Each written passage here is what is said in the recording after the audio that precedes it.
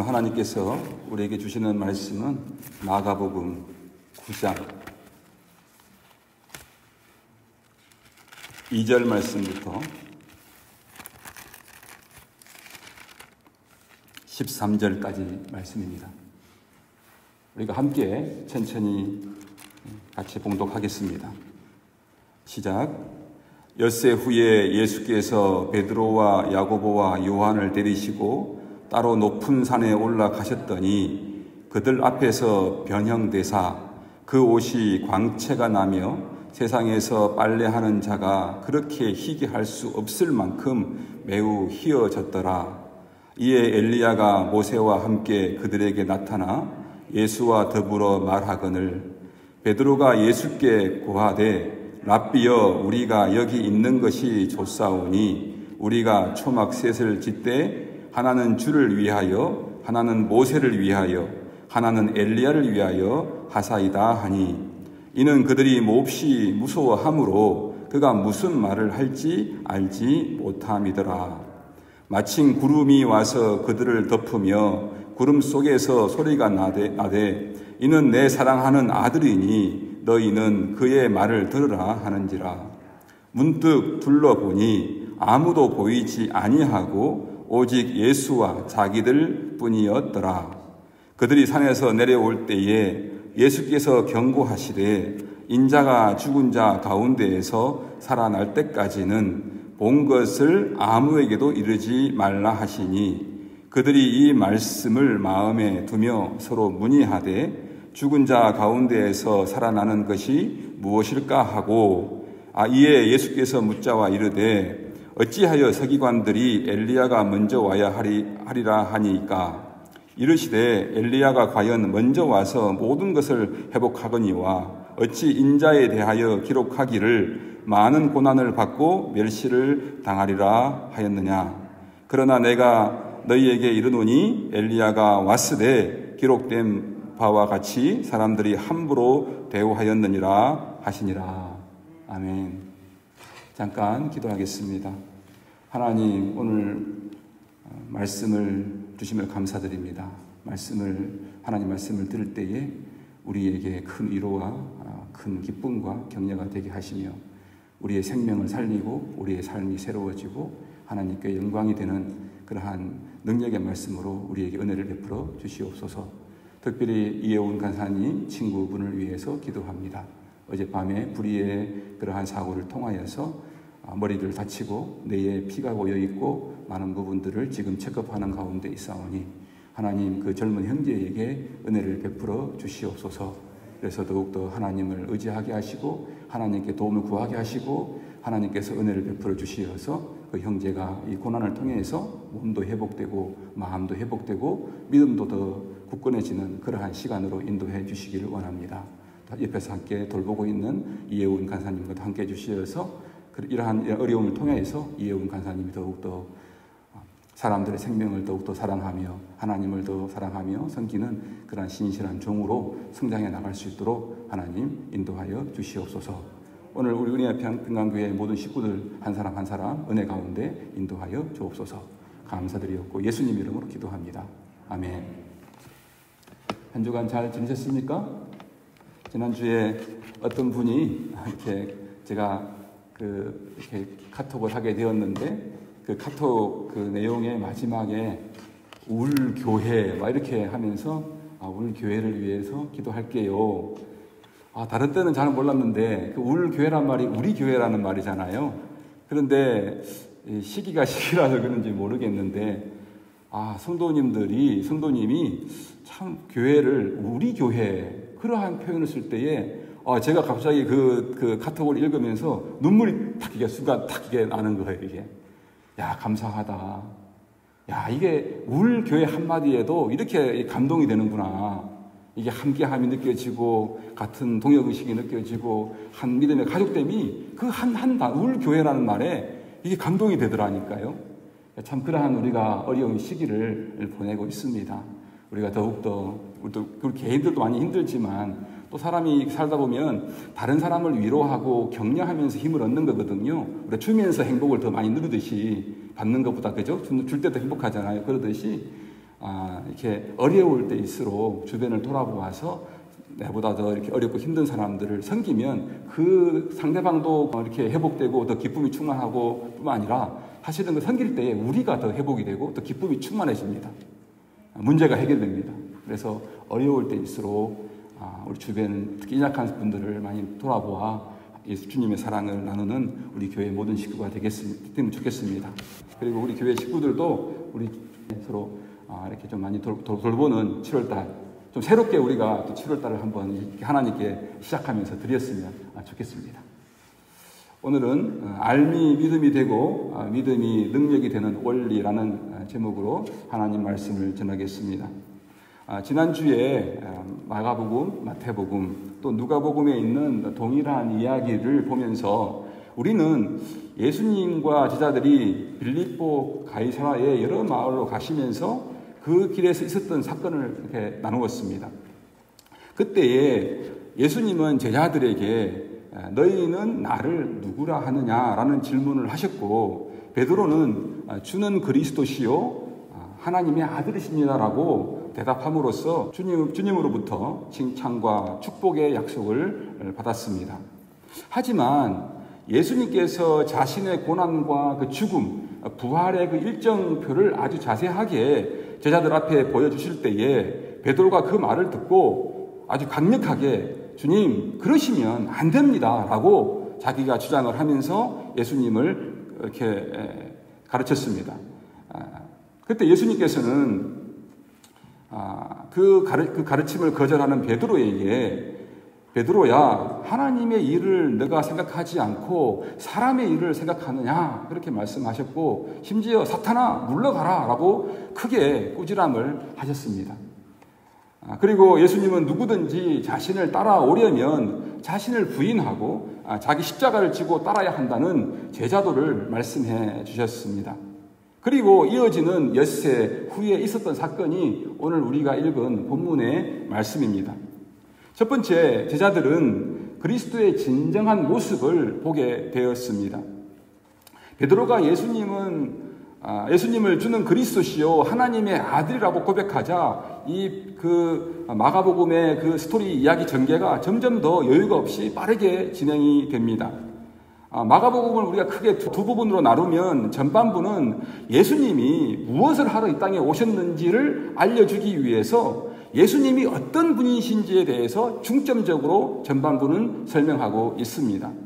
그리고 후반부는 베드로의 고백 이후부터 예수님이 이 땅에 오신 목적과 그 일이 어떻게 이루어지는지에 대해서 중점적으로 마가는 알려줍니다.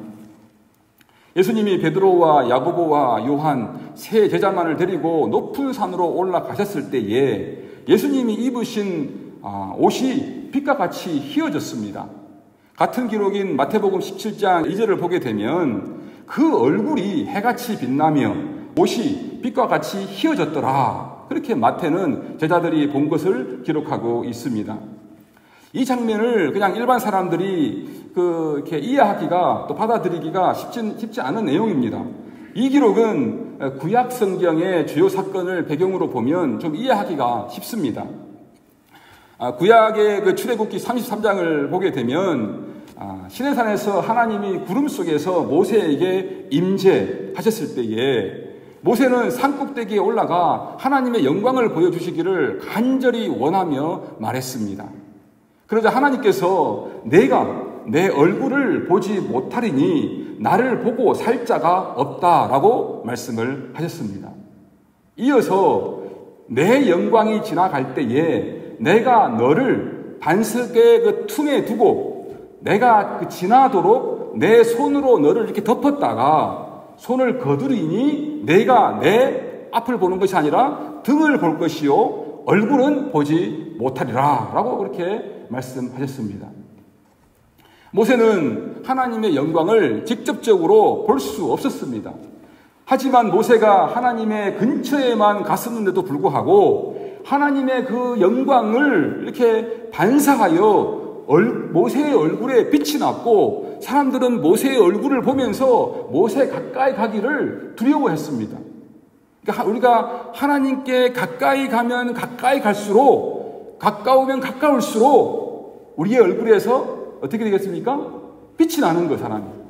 그래서 교회에 다니면 하나님 말씀을 잘 듣고 그 말씀을 잘 따라서 순종하고 또 사랑하면서 하나님 일을 잘 감당해 나가면 그냥 어둡고 침침했던 사람들이 어느 날 갑자기 보면 얼굴이 점점 밝아지면서 막 빛이 나는 거예요. 그죠? 교인들 가운데 그런 사람들이 많습니다. 하나님의 사람들 가운데 얼굴에 빛이 나요. 예수 믿기 전에는 그렇지 않았는데 예수 믿고 났더니 사람이 얼굴이 변했다는 이야기 많이 듣지 않습니까? 결국은 하나님과의 거리, 하나님과 가까이 동행하는 사람들은 그 얼굴에 모세처럼 하나님의 영광의 얼굴을 반사해서 우리의 얼굴에 빛이 나게 되어 있어요. 그러니까 예수를 믿는 사람들은 얼굴에 빛이 나야 합니다. 빛이. 그래서 사람들이 모세를 보면서 모세를 가까이 가기를 두려워했던 것입니다. 오늘 예수님이 높은 산에 올라가셨다는 점은 모세가 시내산에 올라가서 언약의 주님을 대면하여 말하고 십계명의 그 두 돌판을 받아 내려왔었을 때에 그 얼굴이 밝게 빛나서 백성들이 그 얼굴 보기를 두려워하고 그 얼굴을 수건으로 가렸다는 이 사건과 연결되어 있음을 알 수가 있습니다. 그리고 약 1500년이 지난 시점에서 빌립보와 가이사라와 가까운 헐몬산 또는 다볼산에서 하나님의 영광이 다시 나타났습니다. 오늘 우리 성경을 읽을 때에 변화산이라고 말하잖아요. 사실은 그 변화산이라는 곳은 없어요. 후대에 사람들이 그 산 이름을 정확하게 모르니까 예수님께서 산에 올라가셨는 높은 산에 올라가셨는데 그 산에 올라가셨을 때에 얼굴이 이렇게 모습이 이렇게 변형되었다. 그래서 그러한 장소다 해서 사람들이 변화산이라고 이름을 그렇게 지은 것이지 변화산이라는 곳은 없습니다. 제 생각에는 다볼산 그 이름의 뜻이 높은 산이거든요. 그러니까 다볼산이 아닐까 추측해 봅니다. 그래서 제가 이제 그 인터넷 찾아보니까 그 다볼산이라는 곳에 사람들이 그러한 그 변형된 그런 부분도 이렇게 좀 관광지로 이렇게 해놨더라고요, 보니까. 그래서 다볼산일 가망이 많습니다. 어쨌든 높은 산에서 예수님의 얼굴은 해같이 빛나고 예수님이 입고 있던 옷은 세상의 그 무엇으로도 희귀할 수 없을 만큼 새하얗게 빛났습니다. 여러분, 높은 산, 구름 속에 들려오는 음성, 심지어 모세의 출현까지 다 비슷합니다. 그렇다면 이 사건이 시내산의 그 사건, 1500년 전에 그 시내산의 사건을 다시 보여주는 그러한 사건일까요? 그렇지는 않습니다. 왜냐하면 그 시내산의 그 모세와 사건과 지금 변화산의 그 사건은 결정적인 차이점이 있기 때문입니다. 모세는 달이 태양의 빛을 반사하듯 하나님의 영광을 반사한 사람입니다. 하지만 예수님은 하나님의 그 높고 높은 그 큰 영광을 스스로 만들어냈습니다. 예수님은 인간의 모습을 한 하나님 그 영광 그 자체였습니다. 그래서 히브리서 기자는 이렇게 기록하고 있습니다. 이는 하나님의 영광의 광채시요 그 본체의 형상이시라. 제자들은 높은 산에서 예수님은 인간의 모습을 한 하나님의 영광 그 자체를 보았던 것입니다. 경험했던 것입니다. 두 번째, 제자들은 미래에 자신들이 경험하게 될 것을 미리 맛보았습니다. 시내산에서 일어나지 않은 일이 높은 산에서 일어납니다. 베드로와 야고보와 요한이 하나님의 얼굴 앞에서 하나님의 얼굴을 보고서도 죽지 않은 것입니다. 놀라운 일이 벌어졌습니다. 구약에 보면 하나님은 어떻게 임재했습니까?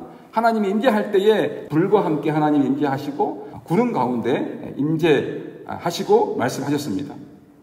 하나님을 보고 살 자가 없기 때문에 백성들은 하나님께서 임재하실 때에 굉장히 위험하다고 그렇게 알고 있었습니다. 하나님이 모세에게 하신 말씀은 하나님과 인간 사이에 끝없는 갭, 그 격차가 있기 때문에 그 사람이 하나님의 그 임재를, 하나님의 거룩하심을 이렇게 감당할 수가 없는 거예요. 너무 큰 차이가 있기 때문에 사람이 하나님의 영광을 감당해낼 수가 없습니다. 즉 사람은 하나님의 영광을 감당해낼 수 없기 때문에 하나님을 보게 되면, 대면하게 되면 죽을 수밖에 없는 것입니다. 그래서 제자들은 예수님이 하나님의 형상 그 자체로 변형되었을 때에 엄청 무서워했던 것입니다. 예수님을 무서워했습니다. 마가에 따르면 베드로는 너무 무섭고 겁에 질려서 자기가 무슨 말을 해야 하는지도 몰랐습니다. 베드로는 말을 더듬으면서 말했습니다. 5절 보게 되면 랍비여, 우리가 여기 있는 것이 좋사오니 우리가 초막 셋을 짓되 하나는 주를 위하여, 하나는 모세를 위하여, 하나는 엘리야를 위하여 하사이다 하니.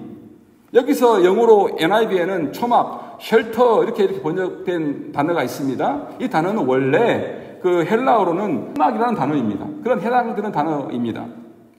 성막. 하나님의 영광이 시내산에 임한 뒤에 하나님은 구체적으로 이스라엘 백성들에게 성막을 어떻게 지어야 될지 가이드해 주셨고, 이스라엘 백성들은 하나님의 가르침을 따라서 성막을 지었지 않습니까? 하나님이 디테일하게 가르쳐 주셨습니다. 그걸 따라서 이스라엘 백성들은 성막을 지었지요? 왜 그렇게 했을까요? 왜 성막을 지었을까요? 사람이 하나님의 임재를 감당할 수 없었기 때문에 성막에서 하나님과 인간 사이의 중개자인 제사장이 희생 제물을 바치는 그런 의식을 행해야만 했습니다. 따라서 우리는 베드로의 말을 이렇게 해석할 수 있습니다. 예수님, 우리를 하나님의 임재에서 보호해 줄 성막이 필요합니다. 베드로가 이 말을 할 때에 구름이 와서, 구름이라는 게 아까 말씀드렸죠? 하나님의 임재를 이렇게 뜻하는 거라고. 구름이 와서 예수님과 모세와 엘리야를 이렇게 덮었습니다. 그리고 구름 속에서 임재하신 하나님의 음성이 들렸습니다. 이는 내 사랑하는 아들이니 너희는 그의 말을 들으라. 베드로와 야고보와 요한은 하나님의 임재 안에 있었습니다. 얼마나 놀랐을까요? 예수님은 그 얼굴과 그 입은 옷이 그냥 하나님 그 자체의 영광으로 예수님도 변하셨고, 또 구름 속에서 그냥 하나님의 음성이 들려오는 거예요. 그 세 제자는 엄청난 그 두려움 가운데 있었을 것입니다. 정말 놀랐을 것입니다. 더 놀라운 것은 그들은 죽지 않았습니다. 죽지 않았습니다. 죽어야 되는 거잖아요. 하나님의 영광스러운 그 존재 자체의 형체를 보게 되고, 그러면 하나님을 대면하게 되면 사람은 모두가 죽을 수밖에 없는데 죽지를 않았습니다. 왜 그랬을까요? 나중에 우리가 죽고 부활할 때가 옵니다. 그죠? 예수님이 다시 오실 거예요. 그때 우리는 죽었던 우리들도 다, 우리가 살았을 때 오시면 우리가 바로 변화되겠지만, 죽은 후에 예수님이 오시면 우리의 몸도 다 부활하여서 하나님을 만날 거예요. 하나님을 만나면, 하나님을 보게 되면 죽을 수밖에 없는데, 우리는 부활하면 죽지 않을 거예요. 하나님을 봐도 죽지 않을 거예요, 우리는. 그들이 죽지 않았습니다.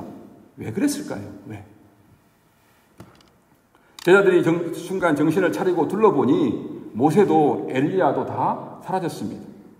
아무도 보이지 않고 오직 예수님과 제자들만 있었습니다. 하나님과 인간의 큰 차이는 모세도 엘리야도 감당할 수 없었습니다. 모세도 하나님을 보면, 대면하면 죽는 사람이었어요. 그 엄청난 그 갭을, 격차를 모세도 엘리야도, 이스라엘 백성들이 그렇게 자기들이 높이는 순응하는 그러한 모세도 엘리야도 감당할 수가 없습니다. 하나님의 영광을. 그런데 예수님의 그 존재와 사역은 구약의 모세와 엘리야로 대표되는 율법과 그 선자들을 잇고 또 그들의 임무를 완성하신 것입니다.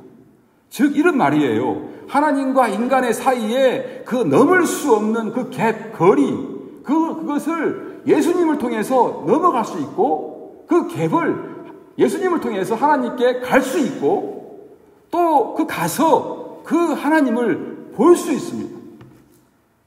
그 다리 역할을 하셨어요. 그것이 예수님이 사역을 통해서 모세나 엘리야는 하지 못했지만 그렇게 하신 것입니다. 예수님이 메시아이기 때문에 그렇습니다. 이제 모든 사람은 예수님을 통해서 죽지 않고 하나님의 그 충만한 임재와 그 영광 안으로 우리가 들어갈 수 있게 된 것입니다. 영광을 우리가 이렇게 받은 사람들입니다. 가진 사람들. 예수님은 더 이상 성전과 성막을 필요 없게 만드신 성전과 성막 그 자체였습니다. 사람들은 예수님이 그 자신의 그 희생제물이 되셨기 때문에 그 사람들은 더 이상 하나님을 만나러 갈 때에 희생제물이 필요가 없게 되었습니다. 예수님은 우리의 온전한 제사장이 되어 주셨습니다. 예수님을 통해서 죽지 않고 하나님의 영광 가운데, 은혜 가운데 들어갈 수 있게 된 것입니다. 인간이 하나님께 죄를 짓고 하나님의 충만한 영광에서 분리되어 마음속 깊은 곳에 갈망하면서 평생 두드려왔던 하나님과의 관계 회복의 문이 열리게 된 것입니다.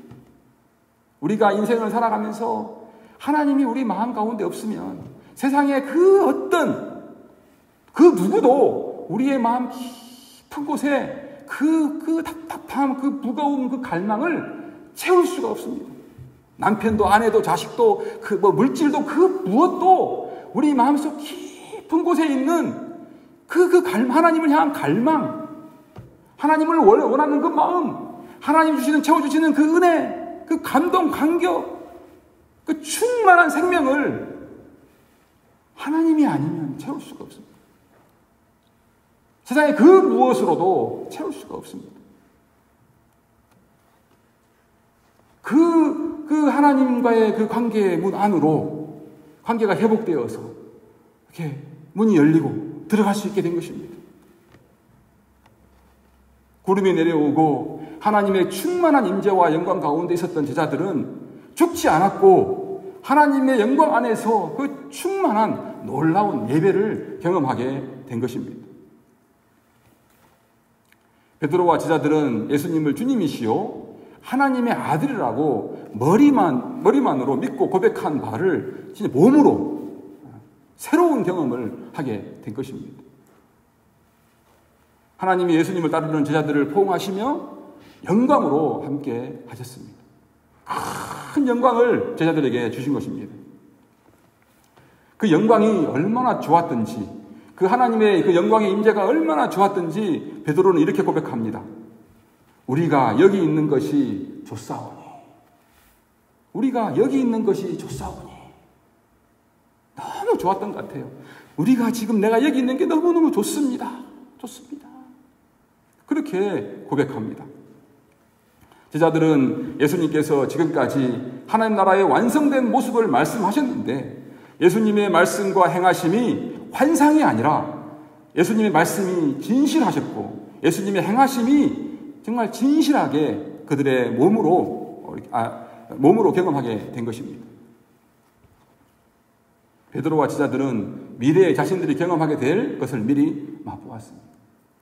사랑하는 은혜와 평강교회 가족 여러분, 우리 모두도 코로나의 여러 가지 참 힘들고 어려운 가운데 육신을 지키고 살아가고 있지만 우리는 지금 베드로가 고백한 것처럼, 제자들이 고백한 것처럼 주님 여기가 좋사오니 하는 그런 하나님의 그 영광 가운데 우리가 영원토록 살게 될 그런 사람들입니다. 그것을 꼭 잊지 마시기 바랍니다. 우리가 상상할 수 없는 그 영광이 우리를 기다리고 있는 거예요. 우리는 그런 사람들입니다. 그것을 지금 높은 산에서 새 제자들은 경험하고 있습니다. 그걸 통해서 우리들에게 그러한 우리에게도 보여주고 있는 것입니다. 그 당시에 로마의 압제 가운데에서 막 수많은 고통을 당하면서 고난을 당하면서 죽어가는 크리스찬들, 또 예수를 믿다가도 다 배교하고 떠나버리고 하는 사람들, 얼마나 크리스찬들이 외롭고 힘들었겠습니까? 목숨이 붙어있지만 붙어있는 게 아니었잖아요. 엄청난 박해 가운데 늘 죽음이 문 앞에 와 있었잖아요. 그러한 가운데 이러한 메시지를 지금 말씀을 듣는 마가의 서신을 읽는 그 로마 압제가 가운데 있는 크리스찬들이 얼마나 감동이 되었겠어요? 얼마나 큰 힘과 용기를 얻었겠습니까? 한번 상상을 해보십시오. 마지막 세 번째, 알미 믿음이 되고 믿음이 능력이 되는 원리가 있습니다. 놀랍고 장엄한 시간이 이제 끝났습니다. 이런 일을 경험한 후에 예수님과 산에서 내려오는데 제자들의 기분이 어땠겠습니까? 정말 좋았겠지요? 대통령의 취임식에 초대를 받아 대통령과 사진도 찍고 사인도 받고 돌아오는 그 느낌? 방탄소년단의 그 콘서트에 참여하고 함께 사진도 찍고 꽃과 사인을 받고 돌아오는 그 느낌? 마이클 조단의 초대를 받아서 사진도 찍고 농구공의 사인을 받아서 돌아오는 그 느낌? 그것과 비교할 수 없는 엄청난 그 영광을 그것을 경험했지 않습니까?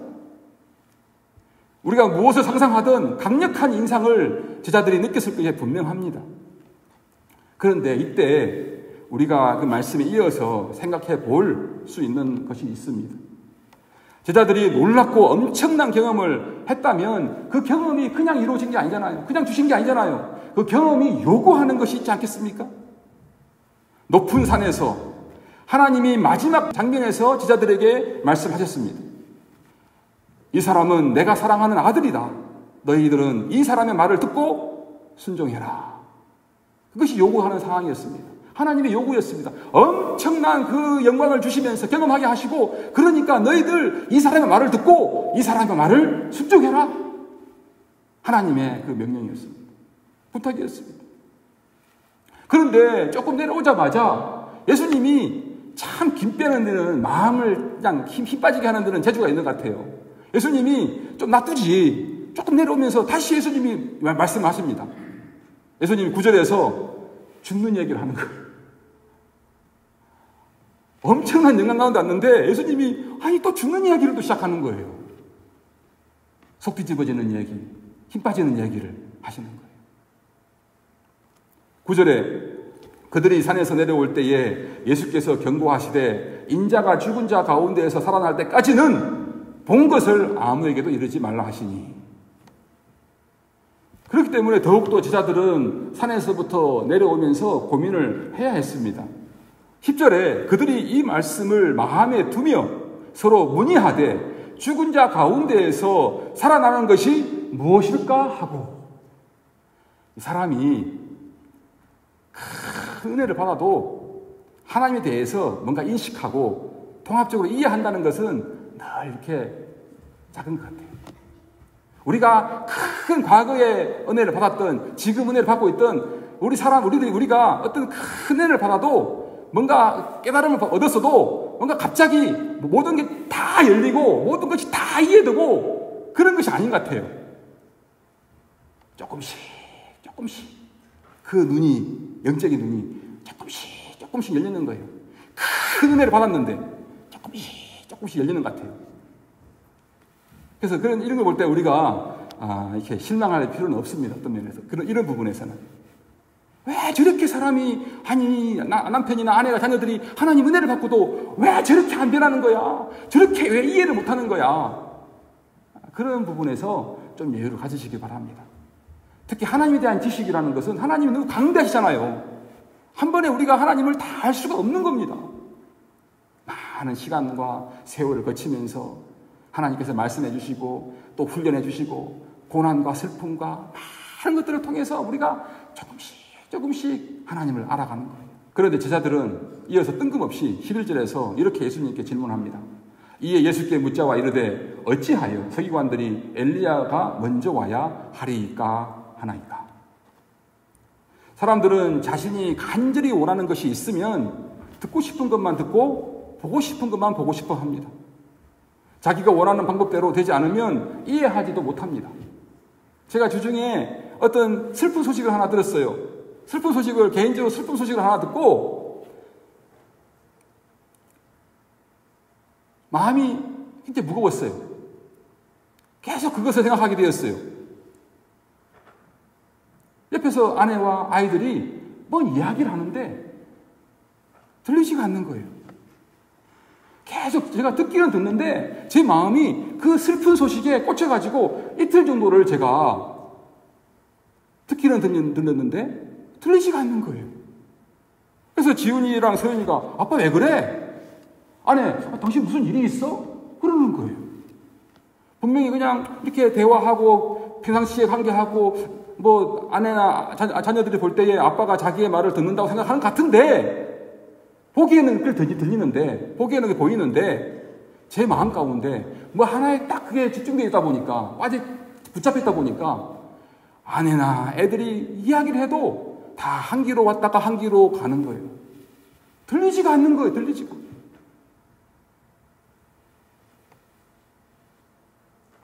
그렇지 않습니까? 우리가 어떤 원하는 것이 있으면 그게 빠져 있으면 우리가 듣고 싶은 거, 보고 싶은 거 그런 것만 봅니다. 그리고 자신이 원하는 방법대로 뭐가 되지 않으면 이해하려고도 들지도 않습니다. 사람들은 자기 한계 안에서 자기 틀 안에서 뭔가 그거 그대로 딱 그렇게 이루어지기를 원합니다. 그렇게 안 되면 받아들이기가 쉽지 않아요. 이해하려고 하지 않습니다. 들리지도 않고 보여지지도 않습니다. 유대인들의 그 메시아 사상이 그랬어요. 유대인들의 메시아 사상은 솔로몬과 다윗과 이렇게 깊이 연결되어 있지 않습니까? 메시아가 오시면 과거에 그 자기들이 누렸던 그 솔로몬 그 제국에 그 왕국을 재건할 것이라는 민족주의적 정치적 성향의 메시아 사상이 정말 유대인들 대다수의 사람들의 그 마음이었고 간절한 소망이었습니다. 유대인들은 상당히 오랜 동안 하늘로부터 내려올 메시아, 즉 제2의 다윗 왕국을 재건할 그런 인물을 고대했습니다. 그들은 메시아를 많이 소원하였으나 왜곡된, 잘못된 그러한 메시아의 소망 가운데 그들이 살고 있었습니다. 다윗처럼, 솔로몬처럼 아주 힘과 권력을 가지고 로마를 엎어버리고 자기들이 옛날에 누렸던 영광, 그 솔로몬의 영광을 다시 누리게 해줄 그러한 메시아가 하늘로부터 오기를 원했습니다. 그러한 사상이 그들의 마음을 몇백 년 동안 꽉 붙잡고 있었던 거예요. 이러한 배경을 갖고 다시 제자들의 그 문제로 돌아가 본다면 예수님께서 내가 고난을 받을 것이다, 죽을 것이다 라고 말씀하실 때에 그들이 어째서 그다지도 그 말씀을 이해하지 못했는지에 대해서 짐작할 수 있을 것입니다. 아마 제자들이 다른 때는 막 죽게 지내다가 예수님이 나는 이 죽게 될 거야 그런 말은 안 들리는 거예요. 이게 나는 죽었다가 3일 만에 살아날 거야 그런 말을 예수님은 가장 중요한 말씀을 하는데 그 제자들은 다 그게 잡혀 있으니까 예수님의 말씀이 뭐 들리지가 않는 거예요. 가장 중요한 말씀인데 나중에는 뭐 안 들었다 그러겠죠. 사람은 그러니까. 그러니까 이해하려고도 하지 않고 받아들이려고 하지도 않았었습니다. 예수님은 12절 13절에서 제자들의 질문에 이렇게 다 대답하십니다. 이르시되 엘리야가 과연 먼저 와서 모든 것을 회복하거니와 어찌 인자에 대하여 기록하기를 많은 고난을 받고 멸시를 당하리라 하였느냐. 그러나 내가 너희에게 이르노니 엘리야가 왔으되 기록된 바와 같이 사람들이 함부로 대우하였느니라 하시느니라. 이런 말입니다. 예수님 말씀은 제자들이 이렇게 말씀하신 거예요. 너희들이 엘리야를 알아보았다면 그 뒤에 올 메시아 곧 나도 알아보아야 한다. 엘리야가 핍박을 당했다면 나라고 핍박을 당하지 않을 이유가 무엇이냐? 왜 그렇게 그것을 그렇게 이해하지 못하느냐? 그렇게 말씀하신 겁니다. 엘리야를 보면 나를 알아야 되는데 너희들이 엘리야 모세를 보면서도 왜 나를 메시아로 보지 못하느냐? 이 답답한 사람들아. 제자들은 예수님이 하나님의 아들이심을 고백하고도 하나님의 그 영광 그 자체를 보고도 잘못된 메시아 사상에 강력히 붙잡혀 있었기 때문에 그 한계를 잘 벗어나지를 못했습니다. 듣고 싶은 것만 듣고 보고 싶은 것만 보았던 것입니다. 잘못된 메시아 사상에 붙잡혀 있었던 제자들은 이 사람은 내가 사랑하는 아들이다. 너희들은 이 사람의 말 듣고 순종하라. 그 하나님의 그 명령, 하나님의 부탁에 순종도 할 수 없었습니다. 이후에 계속되는 마가복음을 읽어보게 되면 제자들은 실패합니다. 그렇게 영광스러운 베나산에서 엄청난 영광을 보고도 이후에 보면 실패합니다. 넘어져 버립니다. 그렇게 제자들이 계속 실패하는 것을 보면 예수님이 메시아로서의 고난을 당하시고 죽으시고 부활을 통해 영광에 이르는 그 사역을 제자들이 잘 이해하지 못하고 받아들이지 못했다는 것이 분명합니다. 자기들이 바라는 메시아의 모습에만 붙잡혀 있었기 때문에 예수님께서 그렇게 진짜의 메시아의 모습을, 사역을 알려주는데도 불구하고 그것을 잘 이해하지 못했던 것입니다. 사랑하는 은혜와 평강교회 가족 여러분, 우리가 진리를 들어도 진리를 온전히 받아들이지 못하고 예수님에 대한 믿음이 생기지 않는 것도 예수님이 하나님이라면 내가 생각할 때에 이런 분이어야 한다는 그 자신의 한계 안에서만 생각하고 있기 때문이 아닐까요? 하나님은 이렇게 하셔야 돼, 이렇게 해주셔야 돼. 그 한계 안에서 우리가 늘 하나님을 생각하는 거죠. 그러니까 믿음이 생기지 않는 거죠. 예수를 믿지 않는 사람들도 자기의 한계 안에서만 하나님을 생각하니까, 어떤 사람, 하나님 존재 생각하니까 그 진리의 말씀, 예수님을 알려주어도 들리지가 않는 거예요. 어떻게 하나님이라는 분이, 메시아라는 분이 십자가에 죽으시고, 고난당하시고 십자가에 죽으시고 이렇게 그럴 수 있어. 그 말이 정말 중요한 말인데 들리지가 않는 거예요. 자기의 생각에 하나님은 이런 분이어야 돼 하는 그 생각에 붙잡혀 있으니까. 그러지 않겠습니까? 우리가 하나님의 일을 먼저 생각하고 자기를 부인하고 자기의 십자가를 지고 예수님의 말씀을 따라 순종하며 따라가지 못하는 것도 우리의 자신의 한계 안에서만 예수님의 뜻을 이해하려는 잘못된 습성 때문이 아닐까요? 예수님을 따라가는 것도 내 바운드리 안에서, 내 이해 안에서, 내 한계 안에서만 할 거야. 그러니까 늘 몇십 년을 살아도 그 바운드리를 이렇게 못 벗어나는 거죠, 이렇게. 그러한 습성이 몸에 딱 배어 있는 거죠, 우리가. 제자들의 그 답답하고 슬픈 모습이 바로 우리들의 모습이 될 수 있습니다. 우리의 모습을 볼 수 있기를 바랍니다.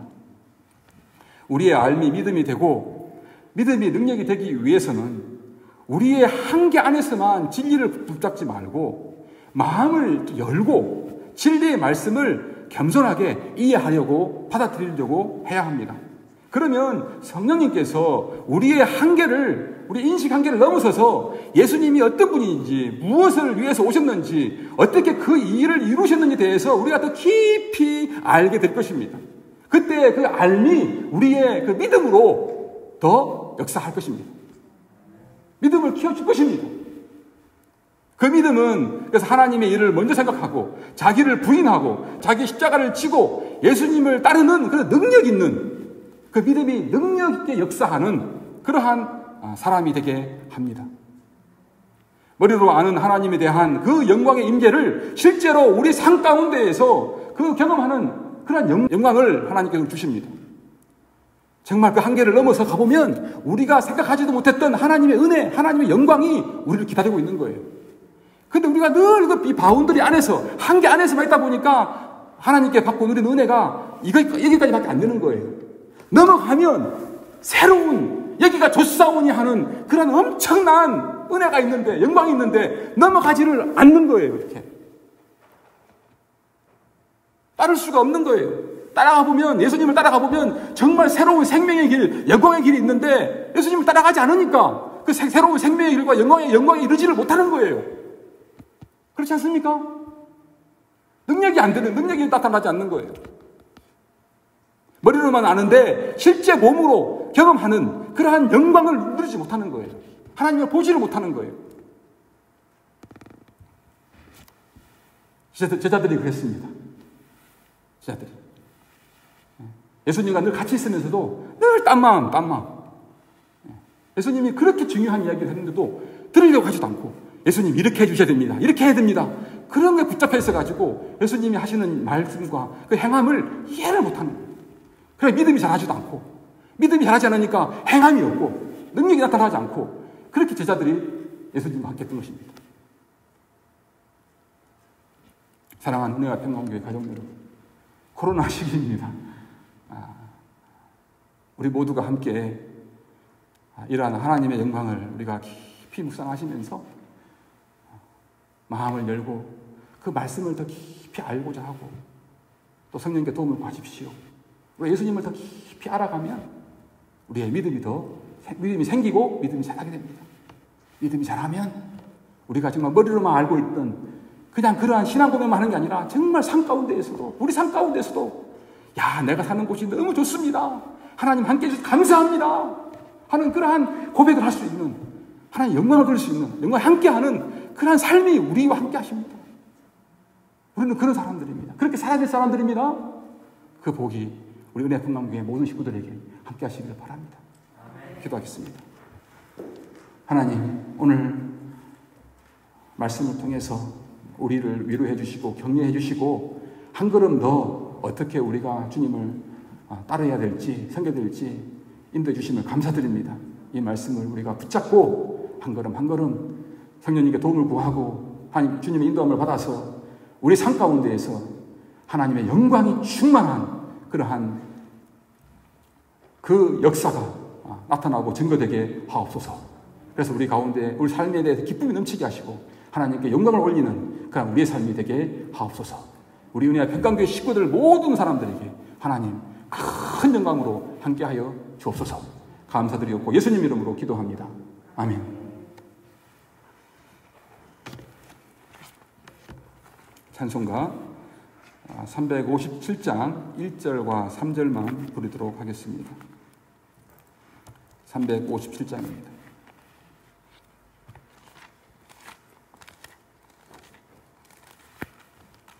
주 믿는 사람 일어나 1절과 3절만 함께 부릅니다.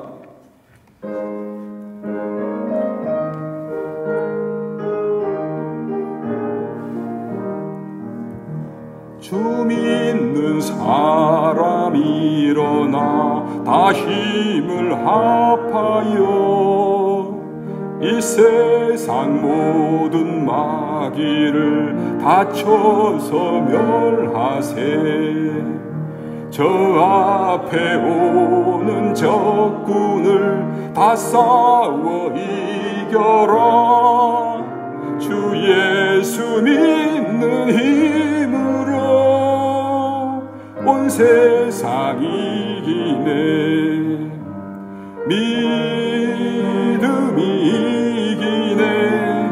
믿음이 이기네. 주 예수를 믿음이 온 세상 이기네. 끝까지 이긴 자에게 흰 옷을 입히고 또 영생 복을 주시니 참 기쁜 일일세. 이 어두운 세상 지나서 저 천성 가도록 주 예수 믿는 힘으로 온 세상 이기네. 믿음이 이기네.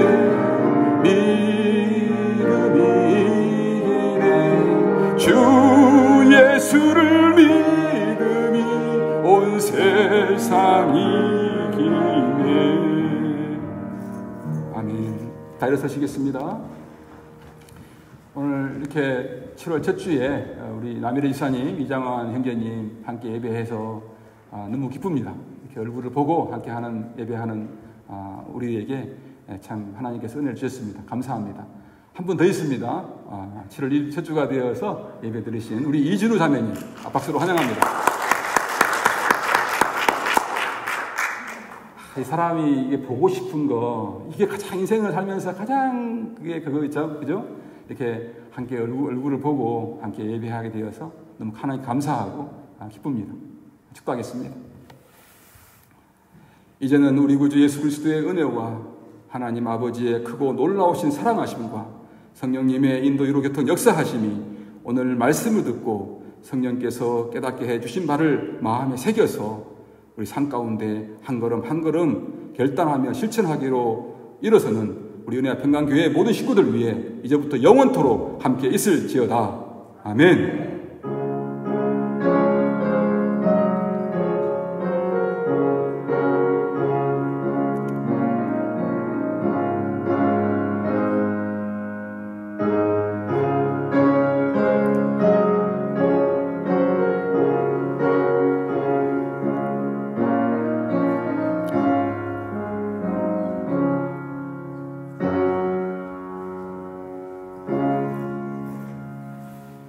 예배를 마쳤습니다. 한 주간 하나님과 동행하시며 승리하시길 바랍니다.